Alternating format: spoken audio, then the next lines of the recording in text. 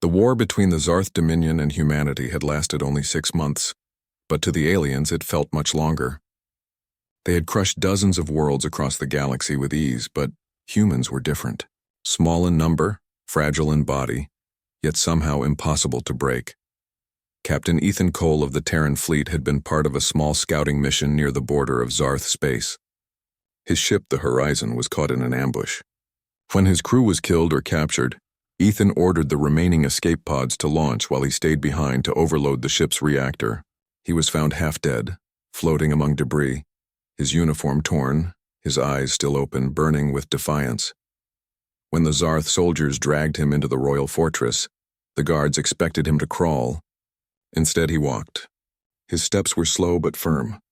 His wrists were bound with bright blue plasma cuffs, yet he held his head high. He was led through massive halls built of black crystal. The air smelled of metal and ozone. Thousands of alien eyes watched him, some full of disgust, others of curiosity. Humans were new to the Zarth Empire, and this one was the first ever brought before Queen Zilara, ruler of half the Orion Arm. The queen sat on her throne, high above him, surrounded by silver banners that shimmered with light. Her skin was pale violet, her eyes golden and sharp as blades. When she spoke, her voice echoed like thunder in a cave. "So," she said, "you are the creature that fought my ships alone?" Ethan looked up, breathing heavily. "Not alone," he said softly. "My crew fought beside me. They're gone now." "You defied the Dominion," Zilara said. "You destroyed a royal cruiser. Why? Did you think your small kind could defeat us?" Ethan didn't flinch. "No," he answered. "But we can make you remember us." A murmur spread through the court. The guards tightened their grips on their weapons, ready to strike. But the queen lifted one long, elegant hand, silencing them. "Bold words for a prisoner," she said. "Do you understand what we do to those who resist us?" Ethan gave a small, tired smile. "I imagine you'll do what conquerors always do. But you can't conquer what refuses to kneel." For a moment the queen said nothing. Her golden eyes studied him. There was no fear in his expression, no begging, no trembling. Only quiet defiance. She found it unsettling. "Take him away," she ordered finally. "Put him in the observation wing. I want him alive." As the guards pulled him out, Ethan caught her gaze one more time. In that instant, the queen felt something strange and a spark of unease. This human was not powerful, not dangerous, yet something in his eyes carried weight. A calm that her warriors lacked. The cell was small but clean. Transparent walls kept him under constant watch. The air was cold and dry. Every few hours, strange lights scanned his body, measuring, testing. The Zarth scientists came often, tall, insect-like beings with glowing masks. They spoke to each other in clicks and hums, never addressing him directly. Ethan sat quietly, counting the seconds in his head. He didn't struggle. He didn't shout. He waited. Humans had learned patience the hard way, through centuries of surviving on a planet that never cared if they lived or died. When food was brought to him, he examined it, smelled it, and ate without complaint. When questioned, he answered politely, never revealing more than needed. The scientists found it frustrating. One of them finally asked, through a translator drone, "Why do you not resist? Most species cry or beg." Ethan looked at the drone. "Because crying doesn't open doors," he said, "and begging never earned respect." Later that day, Queen Zilara reviewed the test reports. The human's heart rate remained stable even under extreme stress. His endurance exceeded predictions. The data said one thing, but her instincts said another. There was something different about him. She watched the security feed in silence. On the screen, Ethan sat on the cold floor, tracing patterns with his finger, humming softly to himself. It wasn't a war song. It was calm, almost peaceful. "What is that sound?" she asked her aide. "A human melody, my queen. A song, perhaps." "Why does he sing when in captivity?" The aide didn't know how to answer. Neither did she. That night, Zilara found herself walking to the observation wing. The guards opened the chamber door and the human looked up, surprised. "So," he said quietly, "the queen herself comes to check her prisoner?" "You seem calm," she said, ignoring his tone. "Do you understand what position you are in?" "Perfectly," he replied. "I'm your enemy, a prisoner of war. But that's not all I am," she frowned. "And what else could you be?" "A man with a choice," he said. "Even here." She stepped closer, studying him through the transparent wall. "You are powerless. You have no weapon, no army, no freedom. What choice do you think you have? Ethan looked her in the eyes. The choice to stay human. His words were simple, yet they struck her harder than any weapon. For a moment she felt anger, then confusion. You speak as if humanity is something special, she said. You are fragile creatures. Your worlds burn easily. Your fleets are small. Maybe, he admitted, but we don't measure strength the way you do. The Queen tilted her head. Explain. Strength isn't about power, he said slowly. It's about refusing to let fear own you. You rule by fear, don't you? That's why your empire obeys you. But fear fades, Your Majesty. Courage lasts. Her golden eyes narrowed. You dare lecture me? He smiled faintly. You asked. For the first time in years, Queen Zylara found herself speechless. Every other prisoner she had met either begged or cursed her. None had spoken like this, and calm, unshaken, unbroken. She turned sharply and left without another word. Yet, as she walked down the corridor, his voice echoed in her mind. Courage lasts.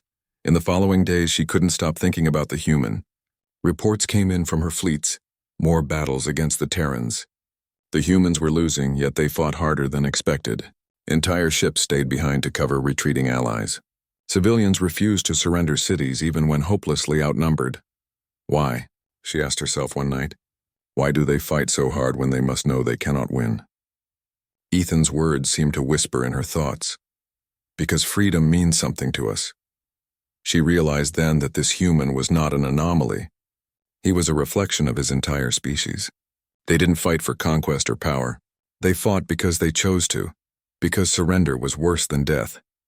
The Queen's thoughts were interrupted by a loud alarm. A guard entered, bowing quickly. My Queen, the human refuses to rest. He has requested to see the stars. The stars? She repeated. Yes, Majesty. He says he cannot sleep without seeing them. For reasons she couldn't explain, she allowed it. That night, Ethan was escorted to the upper deck, a transparent dome overlooking the alien city. The sky shimmered with strange constellations. He stood there silently for a long time. The guards watched him carefully, but he made no attempt to flee. When Zylara arrived, she found him gazing upward, a faint smile on his lips.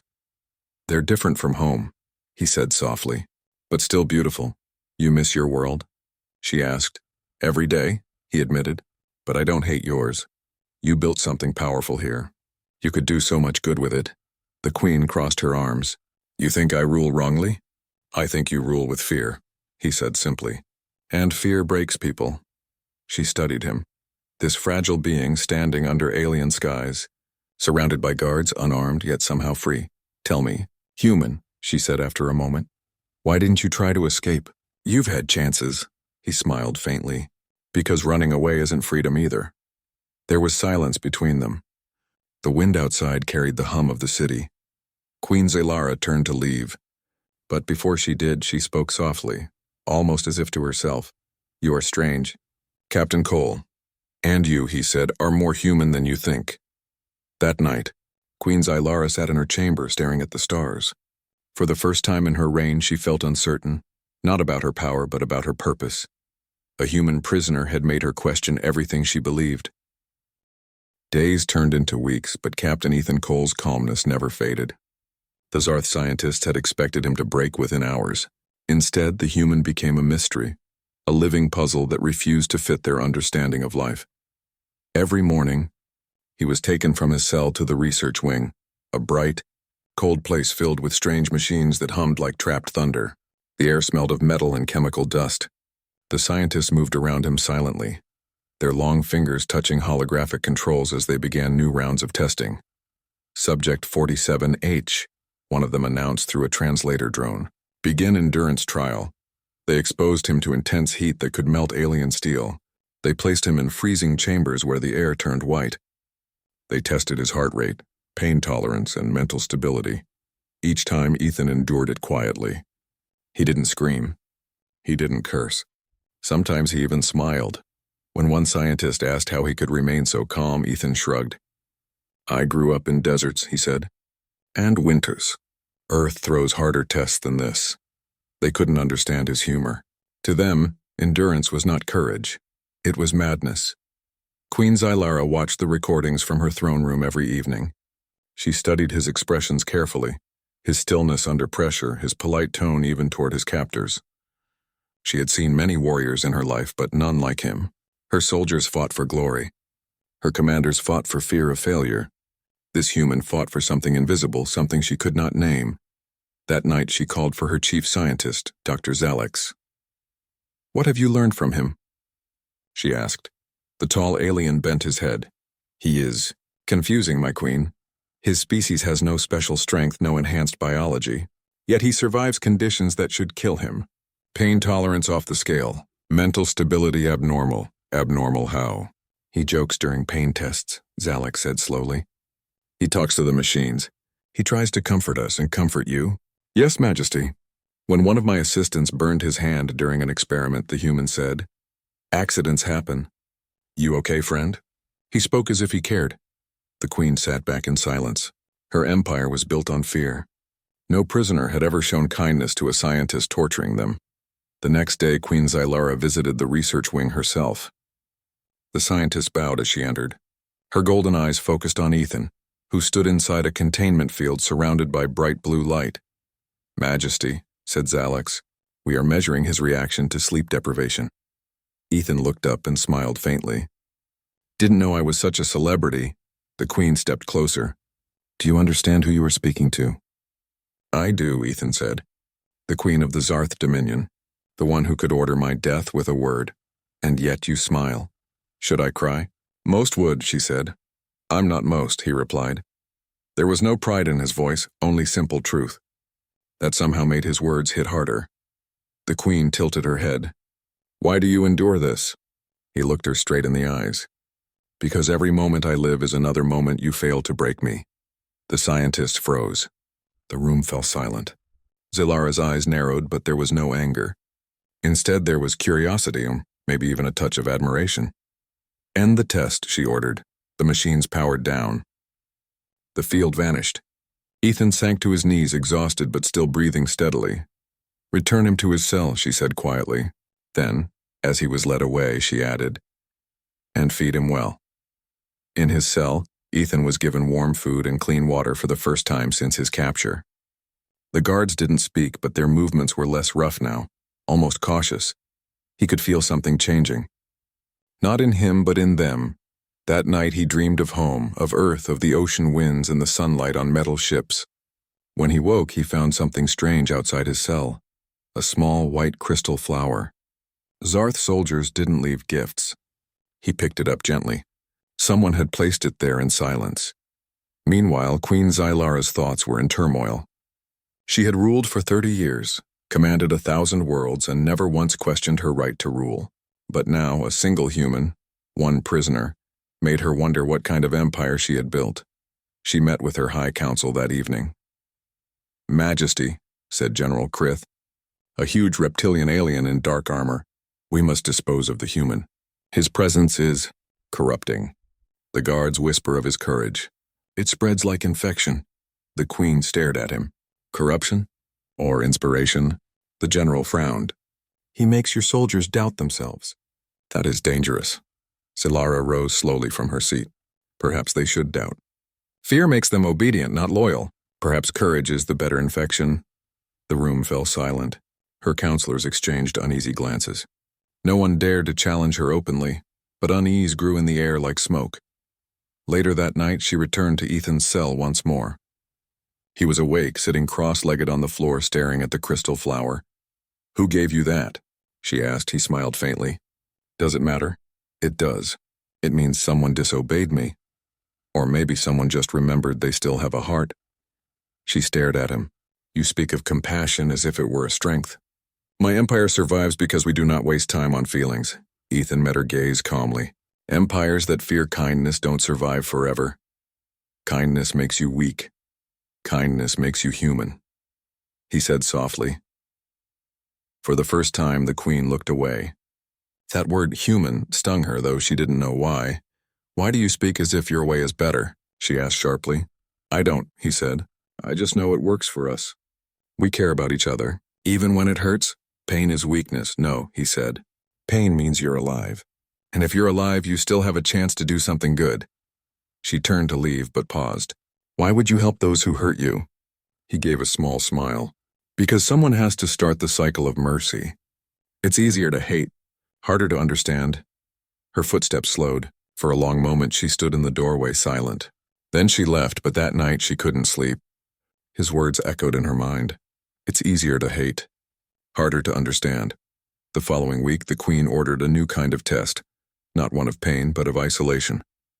Ethan was left in total silence for several days. No light, no sound, no food.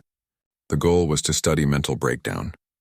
When the doors finally opened, the guards found him sitting calmly, eyes closed, whispering something softly. When they brought him to the Queen again, she asked, "What did you say to yourself during the isolation?" "I talked to my memories," he said. "To my crew. To my sister. To the stars. The stars. They're the same everywhere. I imagine they're watching. Reminds me I'm not alone." The Queen felt something stir in her chest, something she hadn't felt in years. It wasn't pity. It was something warmer, softer, and far more dangerous to a ruler. Respect. One day, during another experiment, one of the Zarth guards struck Ethan across the face. The blow was strong enough to send him to the ground, but instead of reacting with anger, Ethan looked up and said quietly, "I hope you never have to be on this side of the bars." The guard hesitated, confused. He had expected curses, not compassion. The Queen watched the recording later and found herself clenching her fists. She summoned the guard to her chamber. "Why did you strike him?" she demanded. "He spoke out of turn, Majesty." "And what did he do after?" "He said he hoped I'd never be a prisoner." "And how did that make you feel?" The guard's voice trembled. "Ashamed, Majesty."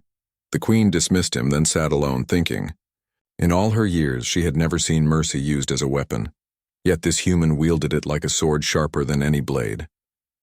That night, she visited Ethan again, not as a queen, but as a curious soul seeking truth. She asked, "Do you hate us?"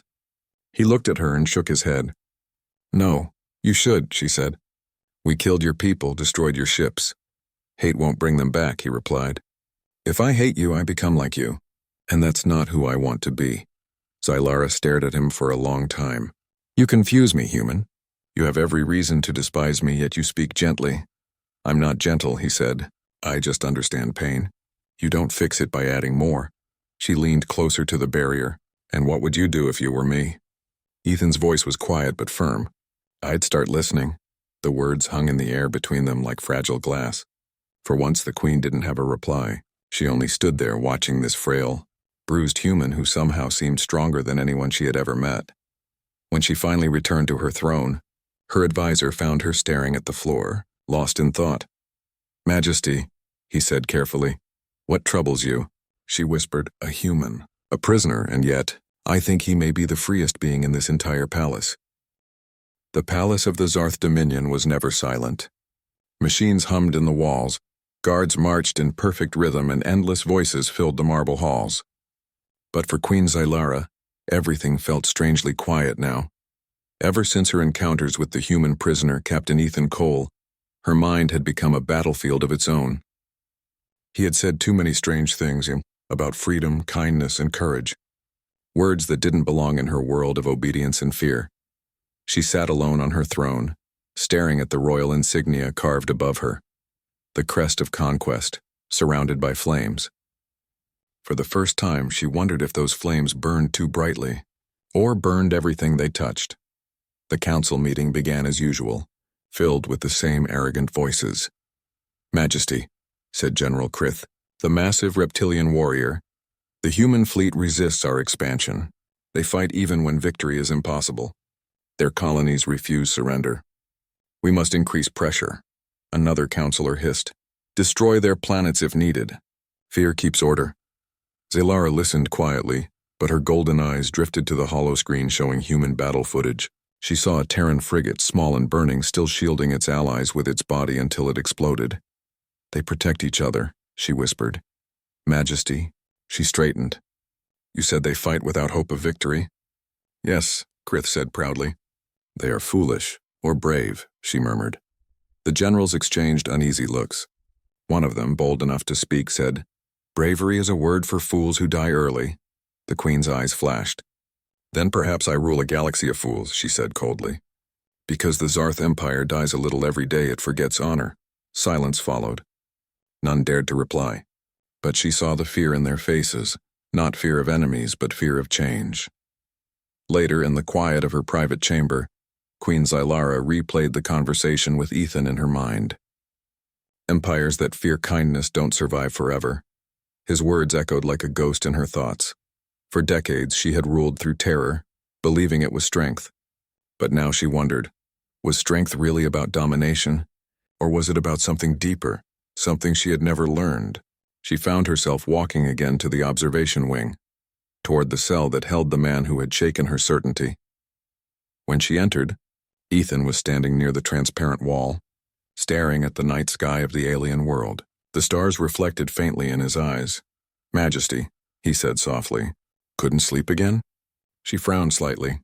"Do you mock me, human?" he smiled. "No, I just noticed you come here often at night. It must be lonely being the one everyone fears." Her expression tightened. "A ruler is never lonely. Power is company enough, is it?" Ethan asked.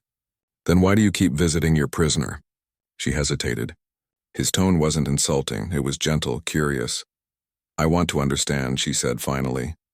"You endure suffering and still speak with peace. You have nothing, yet you act like you have everything. How?" Ethan's voice was calm. "Because everything that matters can't be taken. You can chain a body, but not the spirit." "Spirit," she repeated softly. "That word means nothing to my kind." "Then maybe that's why your kind is afraid of mine," he said. Her golden eyes met his.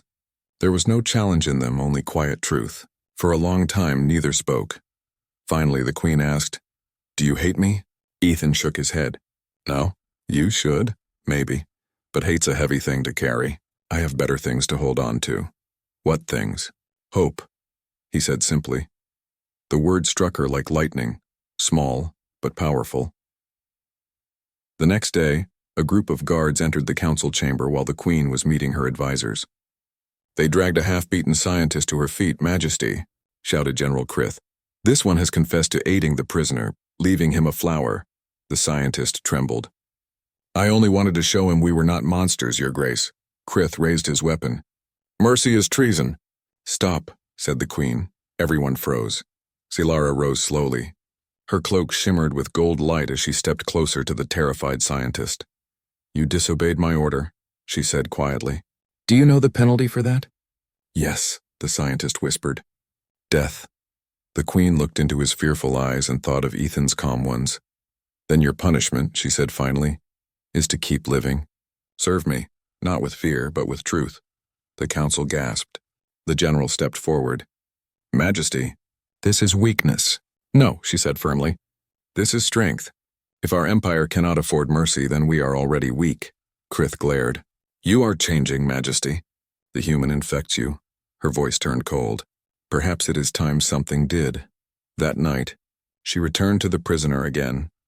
Ethan was sitting on the floor, sketching something in the dust, a circle with smaller dots around it. "What are you drawing?" she asked. "Our solar system," he said with a faint smile. "Earth somewhere in the middle. Tiny, fragile, but it's home." She watched silently. "You miss it. Every second. Then why did you come so far from it?" "To protect it," he said. "Someone has to. We don't fight because we love war.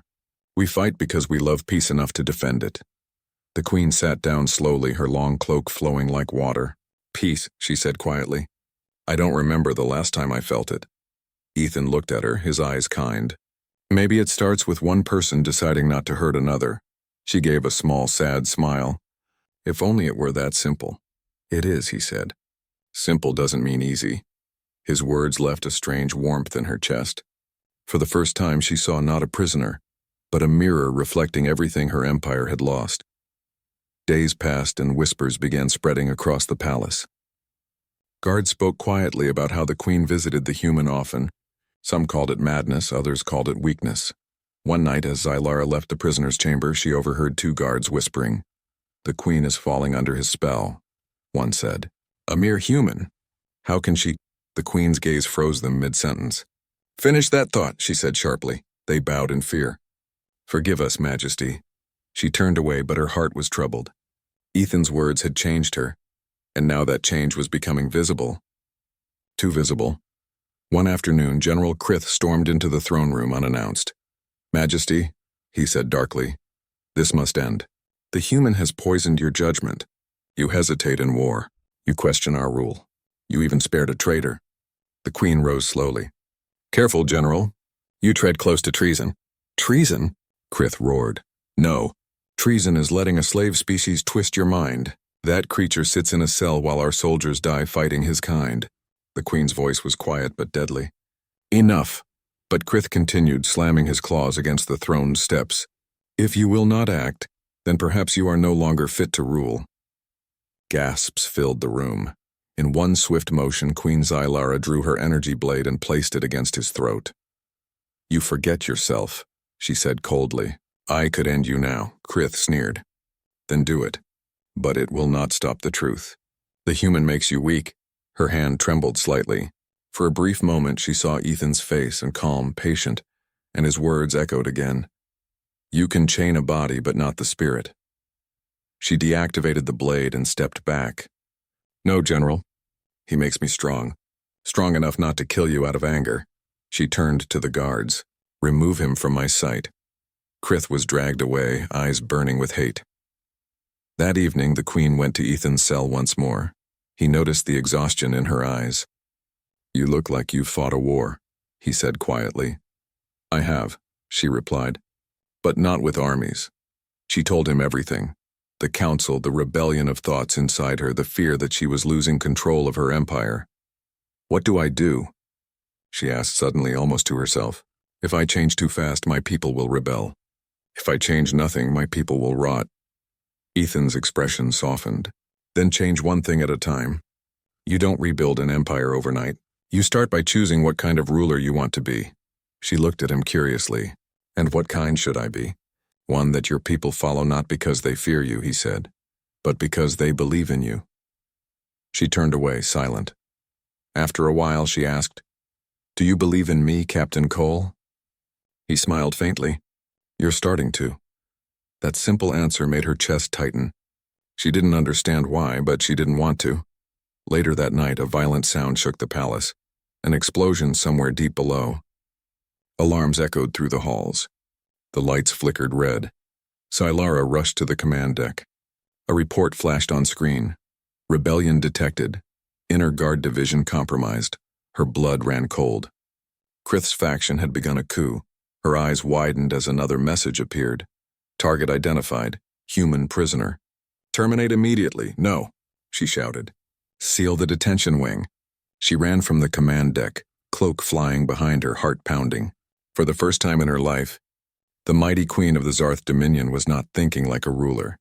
She was thinking like someone afraid of losing a friend. As she neared the cell block, smoke filled the corridors.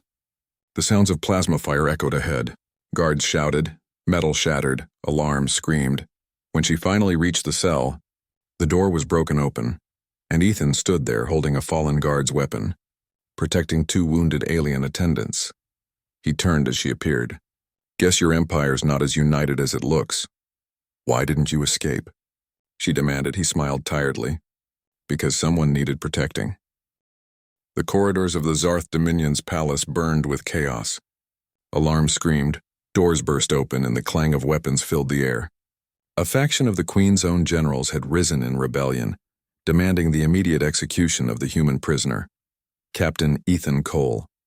Queen Xylara's heart pounded. She had always ruled with certainty. Power had always been absolute. But now, her empire threatened to rip itself apart, and her prisoner, a frail human, stood in the eye of the storm. Ethan crouched behind overturned equipment, shielding two injured alien attendants. "Stay down," he barked. His voice carried authority even without armor or rank. Plasma fire sizzled around him as soldiers advanced. Some of the attackers were old friends of the Queen, warriors he had seen in the court before. Their faces were twisted in anger, ready to obey orders without question. The Queen appeared at the corridor's end, her cloak flowing behind her. Guards loyal to her flanked her, weapons ready. Yet she did not look at them. Her eyes were locked on Ethan. "You survive better than anyone I know," she said quietly, almost in disbelief. "I've had practice," he replied with a faint smile. A heavy plasma cannon fired down the corridor. shattering the wall next to Ethan. He dove to the side, dragging the injured attendants with him. Sparks rained from the ceiling. "Your Majesty," shouted one of the guards. "We must retreat." Zilara shook her head. "No, we end this now. Protect the human." The words startled her soldiers, but the Queen's voice carried undeniable authority. Even in the chaos, her command was absolute. Ethan looked up at her. "You're risking yourself for me?" She glanced at him, golden eyes sharp as blades. "You showed me courage when I was too afraid to recognize it in myself. Now it's my turn." The attackers advanced through the corridor, shouting orders. Ethan picked up a fallen staff weapon. It hummed with energy. Not as powerful as the Queen's blade, but enough to hold back a small squad. He fired precise bursts, keeping the rebels at bay while the wounded attendants crawled to safety. Despite his exhaustion, he moved with calculated calm. Every step, every shot, every command was measured. The attackers hesitated, surprised by the human's bravery. "Why does he fight like this?" one muttered to another. "He isn't fighting for conquest," said a second. "He's fighting for something else, something impossible to break." The Queen watched from behind a barrier of loyal soldiers. She realized then what had drawn her to him in the first place. Humans fought for hope, for loyalty, for each other. Their hearts made them dangerous. The corridor ended in a large observation chamber. Windows offered a panoramic view of the alien city, glowing under two moons. Rebels began to trap them, plasma fire cutting off escape routes. Ethan turned to the Queen. "We need to move now." "How?" she asked. He pointed to a maintenance shaft near the wall. "Follow me. Stay low and stay quiet. I'll protect the rear." Together they navigated the narrow shaft. Ethan carried one of the wounded attendants, moving with the skill of a seasoned soldier. The Queen followed, her hands gripping the rails, every sense alert. They emerged in a quieter part of the palace and the lower gardens. Alien plants glowed softly under artificial lights. Here the rebels were fewer, moving cautiously. Ethan crouched behind a fountain. "We make a dash for the command deck. From there we can call loyal soldiers to secure the palace." Zilara nodded.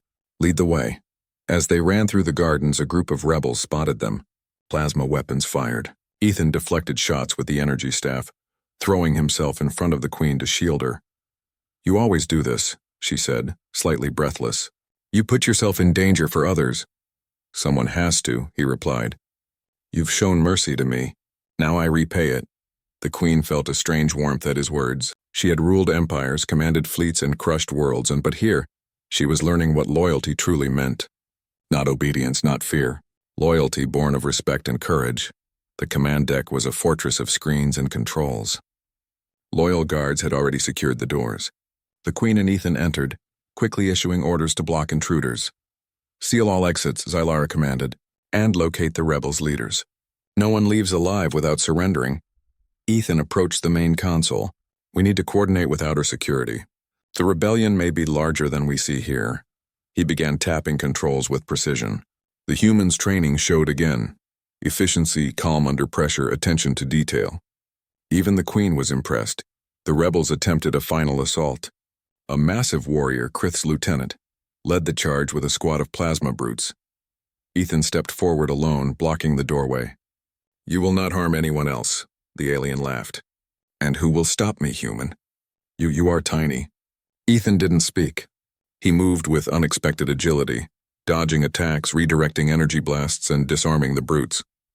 Each movement was deliberate, precise. The rebels faltered, unable to predict him. The Queen watched from the console platform, her chest tight. This human, a prisoner, had become the shield of her empire in the most literal sense. Finally, the rebels were subdued or fled. The palace was quiet again, the alarms still ringing faintly. Ethan slumped against a console, breathing hard. The Queen approached him. "You saved this palace," she said softly. He shook his head. "We saved it together," she studied him. "I underestimated your kind. I thought humans were weak, fragile, and easily frightened." Ethan smiled faintly, wiping sweat from his brow. "We look weak, but courage is stronger than any armor or weapon." The Queen's gaze softened. "You've changed me, Captain Cole. I thought I ruled by fear, but now I see there's another way." The next day, Queen Zilara addressed her court. She appeared not as the distant, untouchable monarch, but as a leader transformed. "Many of you," she began, "believe power comes from fear. You are wrong. Power comes from loyalty, courage, and the courage to do what is right, even when it is hard. Whispers spread among the council and soldiers. Some were angry. Some were confused. Some began to feel the stirrings of admiration, the first spark of respect in decades. I spared a human, the Queen continued, her golden eyes scanning the room, and in return he has shown me the meaning of bravery. If a single human can teach a queen, what might we learn from our people if we truly listened? The hall fell silent. Even General Krith looked uneasy. The seeds of change had been planted. That evening, Ethan was escorted to the observation deck, finally allowed a moment to rest. He gazed at the stars again, reflecting on the chaos of the palace and the courage of the Queen. You've done more than survive, Sylara said, stepping beside him. You've reminded me of what leadership can be. Not through fear, not through strength alone, but through heart. Ethan smiled faintly. Then your empire is lucky. Most leaders never learn that lesson. She nodded. I hope we both survive long enough to see it take hold. For a brief moment, there was quiet, the two of them standing under alien stars separated by species, yet united by something far greater: respect, trust, and the courage to change. But the palace was far from safe. Krith and his remaining loyalists had escaped, regrouping somewhere in the lower sectors. The threat was not over. Ethan looked at the Queen. We have a problem. I know, she said, eyes hardening. But now I fight differently. Not for fear, but for the people I lead. And for you, he nodded. Then let's finish this together. In that moment, the Queen realized something she had never admitted. The human was not just brave. He was a teacher, a mirror showing her the strength she had lost. The Zarth Dominion was in chaos. Though the palace had been secured, the threat of rebellion still lingered. General Krith and his loyalists had fled, gathering forces in the lower districts. The palace corridors were eerily silent now, but the sense of danger was thick in the air. Every soldier, every servant, every council member watched the Queen closely, wondering what her next move would be. Queen Zilara stood at the top of the throne room balcony, her golden eyes scanning the city below. Fires smoldered in the streets. The distant hum of rebel forces echoed faintly. This was a test not only of her empire but of herself. Beside her, Captain Ethan Cole stood quietly. He had been wounded during the skirmish, but his spirit remained unbroken. His presence was calm, unwavering, a silent reminder that courage did not always roar. Sometimes it whispered. Majesty, one of her aides said nervously. The rebels are stronger than we expected. They have fortified the lower sectors. If we act now, there will be heavy casualties. Sylara turned her gaze toward Ethan. What would you do? She asked. He looked at the burning city, the chaos below, and then back at her. You lead with fear and people obey. You lead with hope and people fight. Let them see you fight for them, not against them. She frowned. Fight for them? Against my own generals? Yes, he said softly. Show them the empire you want to build.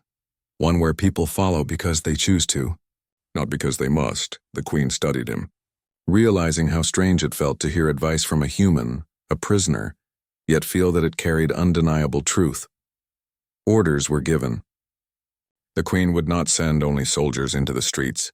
She went herself, accompanied by Ethan and a small contingent of loyal guards. The city was a labyrinth of smoke, fire, and fear. Civilians peeked from their homes, uncertain if their queen would strike them or protect them.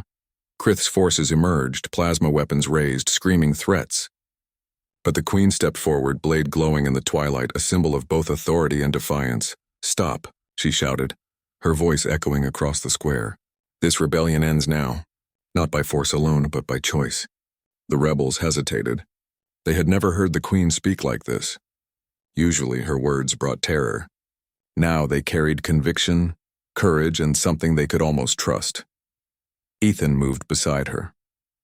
Follow me if you want to live, he said quietly. Fight only if you must. There's no need to kill those who hesitate. The rebels fired, and a few loyal soldiers moved to intercept. But instead of a slaughter, something unexpected happened. Some of Krith's followers lowered their weapons, confused by the Queen's calm, commanding presence. She didn't shout orders. She didn't demand obedience. She simply walked forward, stepping between the loyalists and the rebels, showing that she valued life even for those who had betrayed her. Ethan noticed the hesitation among the rebels. "See," he said softly, "courage breeds courage. Mercy breeds loyalty." The Queen's heart pounded. She had ruled with fear for decades, yet here, the same people who had once trembled before her were choosing to stand down. Not because they had to, but because she had given them a reason to. Krith himself emerged from the shadows, towering over the square with claws that glimmered like dark steel. His eyes blazed with fury. "Zylara," he roared, "you will regret this. That human has poisoned your mind." She stepped forward, blade raised, golden eyes locked on his. "No, Krith, I am no longer afraid of the truth. Your methods fail because fear is a weak foundation. I fight for the empire I believe in, one that can survive, not one that merely obeys." He snarled and lunged, weapon drawn. Ethan moved instantly, intercepting Krith with precise fluid movements. Plasma shots and energy strikes collided in the air. The battle was fierce, but Ethan's calm, measured defense gave the Queen a chance to intervene. She struck with calculated precision, disarming Krith, forcing him to his knees. The rebels watched in awe, their leader defeated by a prisoner and the Queen who chose mercy over fear. When the fighting stopped, the Queen spoke to the crowd of rebels and loyalists alike. "Today," she said, her voice carrying across the square, "you have seen that courage is stronger than hatred. You have seen that mercy can be more powerful than destruction. From this day forward, the Zarth Empire will be led with honor, courage, and understanding, not fear." Ethan stood beside her, wounded but upright, giving a faint smile. The Queen looked at him and realized that the human she had once seen as weak had shown her the truest form of power: bravery, kindness, and unwavering principle. The rebels lowered their weapons and knelt. The people of the city, seeing their Queen stand beside the prisoner, began to cheer. Hope returned to the streets for the first time in decades. In the days that followed, Queen Zylara reorganized her empire. Krith and other rebellious generals were removed, not killed. Those who had erred were given a chance to redeem themselves. The palace became a place of both authority and justice, a symbol of strength through courage, not fear. Ethan was given his freedom. For the first time since his capture, he walked through the palace halls not as a prisoner, but as an honored guest. He and the Queen often walked together under the starlight of the alien skies.